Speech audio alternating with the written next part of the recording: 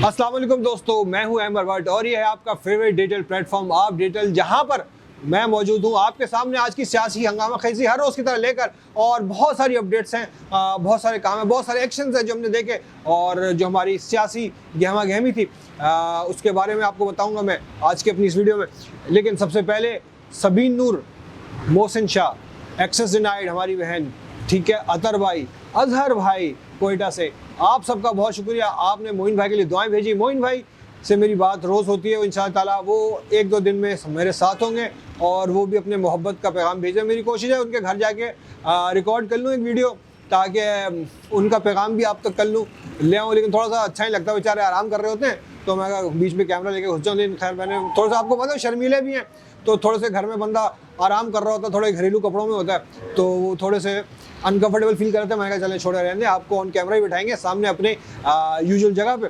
खैर बहरहाल आपके सामने पेश करते हैं आज का रनडाउन। रनडाउन में क्या है, खान साहब ने अपना तुर्क का पत्ता खेला है। आज तुर्क का पत्ता क्या है, उन्होंने खान साहब ने, इमरान खान साहब ने जो आज प्रेस कॉन्फ्रेंस किया, जो खिताब किया, उसमें उन्होंने कहा है कि हम जेल भरो तहरीक शुरू करने जा रहे हैं। जी हाँ, उन्होंने अपने तमाम कारकुनान, पीडीआई के कारकुनान को बोल दिया कि अब हम जेल भरो तहरीक शुरू करेंगे, आप लोग तैयार हो जाएं और मैं जब इशारा दूंगा, मैं जब कहूँगा, मैं जब सिग्नल दूंगा, आप लोग गिरफ्तारियां देनी शुरू कर दें। अच्छा, ये इतनी अहम बात क्यों है? बज़ाहिर जेल भरो तहरीक एक प्रोटेस्ट होता है, जेल भरो तहरीक एक जो है हुकूमत को प्रेशराइज करने का हथकंडा होता है, लोग कहते हैं क्या कुछ होता है। हथकंडा क्यों है? हिस्ट्री से सबक सीखना चाहिए। पाकिस्तान की हिस्ट्री में जेल भरो तहरीक शुरू हुई थी जुल्फ़िकार अली भुट्टो की हुकूमत के ख़िलाफ़। उस ज़माने में अपोजिशन पार्टीज़ ने जेल भरो तहरीक का इस्तेमाल किया था, जेल भरो तहरीक उन्होंने लॉन्च की थी, जिसके बाद हमने देखा हिस्ट्री में है भुट्टो साहब की हुकूमत का तख्ता उलट दिया गया। अवामी रद्द-ए-अमल को देखते हुए जो कुव्वतें थी जिन्होंने उस ज़माने में तख्ता उल्टा, भुट्टो साहब को उस तख्ता उलट कर जेल में भेज दिया गया, माशाल्लाह लगा दिया गया, जिसके बाद हमने देखा कि सारी एपिसोड का अंजाम भुट्टो साहब की फांसी पर हुआ। अल्लाह ना करे ऐसा कुछ हो कि किसी सियासतदान को फांसी हो और किसी सियासी वजह की बात कि उस पर मुखालफत पर। लेकिन बहरहाल ये हिस्ट्री में एक मिसाल है पाकिस्तान की कि जब भी जेल भरो तहरीक शुरू हुई है वो हुकूमत चली गई, वो हुकूमत उलट गई, ठीक है। तो अब ये खान साहब ने पता कि जिससे मुस्लिम लीग नून, पीडीएम वाले बहुत परेशान है, क्योंकि जैसे खान साहब अपने कार्ड शो नहीं करते और एक के बाद एक उन्होंने मौके पर अपने कार्ड खेले और पत्ते खेले, अपने सियासी हिकमत अमली का मुजाहरा किया। तो अब पीडीएम परेशान है कि अब इसका नतीजा क्या निकलेगा। खान साहब की ये जो उन्होंने स्टेप लिया है, ये ऐलान किया है, उसका बुनियादी मकसद तो यही है कि जिस तरह पीटीआई के कारकुनान, पीटीआई के हमदर्दान, पीटीआई की क़यादत को निशाना बनाया जा रहा है जबरी रियासती तशद्दुद का, जबरी रियासती ज़ोर ज़बर का और जबर का, ठीक है। उसमें आपने देखा जनाब, इस वक्त सबसे बड़ी मिसाल है जो रिसेंटली एपिसोड चल रही है, वो शेख रशीद साहब की है। एक शहर से दूसरे शहर, एक अदालत से दूसरी अदालत उनको घुमाया जा रहा है, जलील किया जा रहा है, ख्वार किया जा रहा है। वो डटे हुए वो शख्स डटा हुआ, वो उसके हाथ में वही सिगार और वही उसका दबंग अंदाज, पुलिस वालों को धक्के देना, अदालत में वकीलों को ललकारना, साइड में करना। लेकिन एक 75 साल का बूढ़ा शख्स ये धक्के फिजिकली कब तक बर्दाश्त करता है? जहनी तौर पे वो स्ट्रॉन्ग है, बहुत है, फिजिकली आज हमने देखा एक क्लिप, उसमें देखा कि जब पुलिस वाले उनको घसीट के ला रहे हैं अदालत से और वहाँ पर घसीट के लाते हुए, ये वीडियो है बाकायदा वीडियो, उनको जब धक्का पड़ा, जोर का धक्का पड़ा, अब वो स्टम्बल हुए, गिरे आगे की तरफ और वो सीधा पुलिस वाले के उस धक्के से उन्होंने उनको चोट लगी, जाहिर बात है उनको चोट लगी। बूढ़े शख्स हैं, 70-75 साल के शख्स हैं, 75 साल की उम्र में मतलब बंदा कितना स्ट्रॉन्ग हो सकता है। उनके आंसू निकल आए, वो पुलिस वाले के साथ लिपट कर उन्होंने अपने आंसू तो छुपाने की कोशिश की, पुलिस वाले के गिरेबान में अपनी तकलीफ़ छुपाने की कोशिश की, लेकिन वो रिकॉर्ड हो गई। शेख रशीद साहब से बहुत से लोग इख्तलाफ कर सकते हैं, लेकिन ये जो मंजर था, ये जो मनाजर थे, उनके मुखालफिन ने भी आज उनके हक़ में ट्वीट्स की, उनके हक़ में बयानात दिए कि इस तरीके से, इस जुल्म से, जबर से, इस जालमाना तरीके से आप किसी को भी सियासी कैदी को, किसी भी सियासी मुजरिम को, सियासी मुलजिम को ट्रीट नहीं कर सकते, ख़ासतौर से इस एज पे। लेकिन शायद ये हुकूमत करना ही यही जानती है।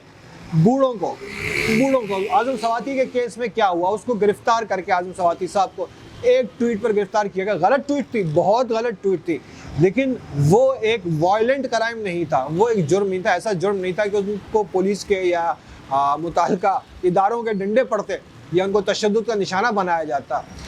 अगेन क्योंकि ये सियासी क्राइम्स होते हैं, ये फिज़िकल क्राइम्स नहीं होते, ये मुजरमाना क्राइम नहीं है, ये मुजरमाना अफ़ाल नहीं है जिनको उनको पकड़ा जाता है। तो उनके साथ ऐसा रवैया रखना, आज़म सवाती जैसे बंदे को, उस एज के बंदे को जिस तरीके से मैन हैंडल्ड किया गया, वो जिस तरह फूट के रोए, जिस तरह उन्होंने अपने रूदाद सुनाई। डॉक्टर शहबाज गिल आज तक भुगत रहे हैं, अभी तक मौजूद हैं। उन्होंने बताया जनाब मुझे नंगा करके मारा गया। भाई आपको क्या वो एक तशद्दुद के केस में लाए गए थे? क्या वो किसी कत्ल के केस में था शहबाज गिल? वो क्या एक आदी मुजरिम था? क्या वो एक वेरीफाइड क्या कहते हैं क्रिमिनल था, कई लोगों का कातिल था? नहीं, वो एक सियासी मुजरिम था। उसको जिस तरह से तशद्दुद का निशाना बनाया गया और जिस तरह वो बयान करते हैं, कुछ लोग कह सकते हैं वो झूठ बोल रहे होंगे, लेकिन बहरहाल अगर वो झूठ भी बोल रहे होंगे तो उसमें 50-60% तो सच की गुंजाइश तो रखनी चाहिए।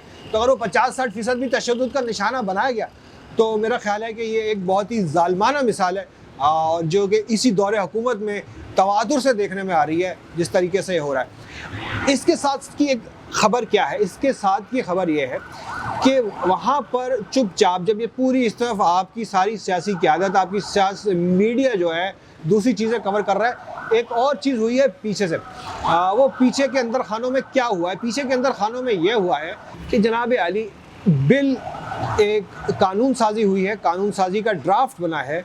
वो ड्राफ्ट क्या है, वो कानून साजी क्या है? वो कानून साजी ये है कि अदलिया और फ़ौज पर तनकीद करने वाले, तज़हीक आमेज़ तनकीद करने वाले, बदनाम करने की गर्ज से तनकीद करने वाले, फ़ौज को मलाइन करने वाले, अदलिया को मलाइन करने वाले, उनको पकड़ा जा सकेगा कानूनी तौर पर, और उनको जनाब आली जुर्माना भी होगा।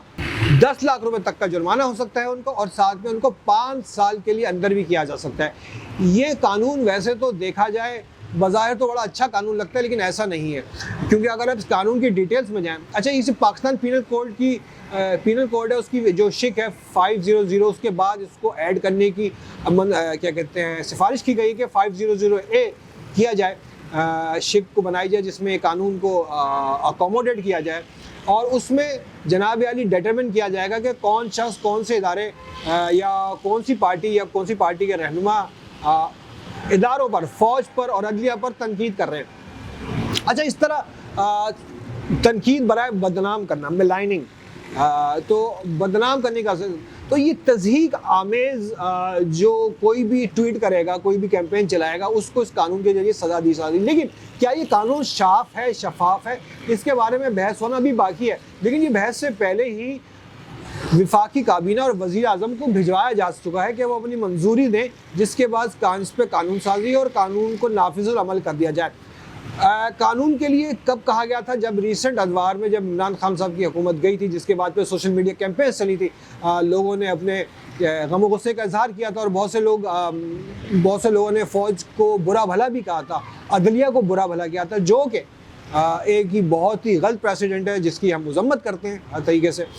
लेकिन जब एक चीज़ की कानून साजी हो जाती है तो फिर कानून को एक तरीके से राइट मिल जाता है। राइट मिलने के यहाँ पाकिस्तान मतलब है खुला हाथ मिल जाता है। खुला हाथ ये होता है कि अब आपकी तज़हीक हुई है, अब आपने किसी से किसी बात पे डिसएग्री किया है, वो कहेगा आपने मेरी इंसल्ट की है। अब चाहे वो कोई जज हो, अब कोई बोल दे कि जनाब अली जज साहब आपके इस फैसले से मुझे जानिबदारी की बू आती है, तो जज साहब बड़े आराम से कहते हैं देखा तुमने तज़हीक की, अदलिया की तज़हीक, जानिबदार कहा है। तो इस चीज़ को हैंडल करने के लिए इस कानून में क्या गुंजाइश है कि कोई भी इसको अपने पर्सनल मफादात के लिए यूज़ नहीं करेगा, या इसको सियासी मुखालफिन को दबाने के लिए इस्तेमाल नहीं किया जाएगा अपने मुखालफिन को। पहले ही ये चीज़ हो रही है, पाकिस्तान में चली जा रही है, लेकिन जब इसको एक कानूनी शेल्टर मिल जाएगा तो ये फिर बड़ी ही ज़बरदस्त तरीके से खुलेआम हो सकेगी, हर कोई इसको इस्तेमाल कर सकेगा। इस शिक में फ़ौज भी आएगी, ज़ाहिरी बात है, और फ़ौज के ख़िलाफ़ किसी भी किस्म की बदनामी की कैंपेन की हम मुखालफत नहीं करते, बिल्कुल भी, सॉरी, उससे हम जो है एग्री नहीं करते। तो उसको जो है हम क्या कहते हैं कंडेम करते हैं। इस कानून साजी पर शेख रोहिल असगर जो मुस्लिम लीग नून के रहनुमा हैं, उन्होंने बड़ी खुल के मुखालफत की है इसकी। उन्होंने अपनी पार्टी को खबरदार किया है कि ये मुस्तकबिल में आपको भुगतना पड़ सकता है। अगर आप आज ये कानून बनाते हैं, ये वहशियाना कानून बनाते हैं, तो आपको मुस्तकबिल में इस कानून का निशाना बनना पड़ सकता है। आप इसके ज़रिए आपको भी दबाया जा सकता है। उन्होंने कहा मैं इसकी हिमायत नहीं करूँगा। शेख रोहिल असगर साहब उन चंद मुदब्बिर सियासतदानों में से मुस्लिम लीग में जो शामिल हैं, जो आगे नहीं आ सके, जिनको आगे नहीं आने दिया जाता, शाहिद खाकान अब्बासी की तरह। और शाहिद खाकान अब्बासी ने भी इस कानून की जो है मुखालफत की है। इस मौके पर उन्होंने कहा है कि जनाब अली ये कानून बड़ा ही एम्बिगस है, मैं इसकी मुखालफत करूँगा और मुस्लिम लीग नून को ये कानून नहीं लाना चाहिए, ये पास नहीं करना चाहिए। लेकिन बहरहाल देखते हैं क्या होता है। दूसरी जानिब जो हमारी बात है, असल बात आज की जो बड़ी बात थी, बड़ी बात यह है कि जनाब अली, जैसा कि हमने अपनी पिछली वीडियोस में कहा कि इस वक्त चंद पिछले अदवार के जर्नल्स को बली का बकरा बनाकर, निशाना बनाकर उनकी कुर्बानी दी जाएगी। कुर्बानी देने का प्लान है, प्रोग्राम है, वही हुआ है और वही चीज़ शुरू हो चुकी है। मैं आपको पहले भी अर्ज़ कर चुका था और हमने देखा कि राना सनाउल्लाह हमारे वज़ीर दाखिला साहब, मुच्छर साहब जो है हमारे, वो आए जनाब अली जियो टीवी पर आए, क्योंकि वो सारा दिन जियो पर ही बैठे होते हैं। ऐसा लगता है वो जियो के ऑफिस से अपने सारे काम कर रहे होते हैं। हर रोज़ तकरीबन आए दूसरे दिन जियो पर वो मौजूद होते हैं। उन्होंने जनाब अली कहा, और बरमला का वो इंटरव्यू तो बहुत पूरा, लेकिन हम उसमें से एक बात निकाल लें। वो उन्होंने कहा जनाब अली इमरान खान को उस वक्त के army chief general retired Qamar Javed Bajwa और DGISI की हिमायत दरकार जो है, हिमायत जो है उनको हासिल थी। और वो उस वक्त आखिरी वक्त तक, रिटायरमेंट तक, जनरल कमर जावेद बाजवा की रिटायरमेंट और DGISI जनरल फैज़ हमीद की रिटायरमेंट तक वो इमरान खान के लिए सहूलतकारी करते रहे। जी हाँ, बात अब देखें कहाँ आप पहुँची है। मुस्लिम लीग नून इस फार्मूले पर, इस प्लान पर मुकम्मल अमल पैरा है कि जनाब अली जो उनके सामने प्लान रखा गया है कि जनाब अली हम 2 लोगों की कुर्बानी देकर इमरान खान को मुकम्मल पाकिस्तान की सियासत से आउट कर सकते हैं, वो शुरू हो चुकी है गेम। और अब देखें कहाँ रुकता है। जियो पर उन्होंने बरमला का, शायद किसी और टीवी चैनल पर बैठ के शायद ऐसा कह भी नहीं सकते थे, लेकिन जियो पर बैठकर उन्होंने बरमला का जनाब अली इनकी हिमायत इमरान खान को हासिल थी और आखिरी वक्त तक ये जो है दोनों इमरान खान के लिए सहूलतकारी करते हैं। लेकिन सूरत हाल इसके बरक्स थी। राना साहब आप शायद भूल गए कि सूरत हाल इसके बरक्स थी। रिटायरमेंट तक कुछ और सूरत हाल थी जो सब ने देखी थी। जिस तनतने और रोब से आप उस ज़माने में कहते फिरते थे कि जनाब अली फ़ौज ने हाथ उठा लिया है और फ़ौज पीछे नहीं है और इमरान, वो आपका बयानिया चेंज हो गया। मरियम नवाज़ ने भी कल कहा, कल मैं आपके सामने लाना भूल गया, मरियम नवाज़ ने भी कल कहा जी 28 नवंबर यानी जनरल बाजवा साहब की रिटायरमेंट का दिन, उससे पहले हमारी हुकूमत नहीं थी, उसके बाद से हमारी असल हुकूमत शुरू हुई है। बयानिया, ये वो बयानिया है जिसका प्रचार मरियम नवाज़ और राना सनाउल्लाह बड़ी ही आसानी से कर रहे हैं और बहुत ही सहूलत से इस कैंपेन को लेके चल रहे हैं। और इनका कहने का क्या मकसद है कि जनाब अली हमारी हुकूमत 28 नवंबर के बाद असल हुकूमत शुरू हुई, उसके बाद हमें मिलना शुरू हुआ। तो आप पाक फ़ौज को, उस वक्त की फ़ौजी क़यादत को मलाइन कर रहे हैं, ना सिर्फ उस वक्त की बल्कि आप इस वक्त जो जनरल आसिम मुनीर साहब आर्मी चीफ़ हैं, उन्होंने कहा था जनाब अली फ़ौज एक पॉलिटिकल है और उन्होंने आके जो ऐलानात किए थे, उन्होंने कहा था सियासत में कोई अमल दखल नहीं होगा फ़ौज का। आप उस पर भी शक का इजहार कर रहे हैं, आप उस पर भी उंगलियां उठा रहे हैं, आप उसको भी डाउटफुल कर रहे हैं। तो अब ये देखना है कि ये कैंपेन कहाँ तक जाती है। राना साहब, मुस्लिम लीग नून, PDM, सब जमातें मिलकर खान साहब के ख़िलाफ़ किस हद तक जा सकते हैं। इंशाअल्लाह ताला आपके लिए और अपडेट्स आते रहेंगे। आज का सेशन यहाँ पर ख़त्म करते हैं और कोशिश करूँगा आपके लिए जैसे जैसे इंसाइट्स हो वो लाता रहूँ। अपना बहुत ख्याल रखिएगा और मुझे लिख के बताइएगा आपको आज का सेशन कैसा लगा। बहुत शुक्रिया।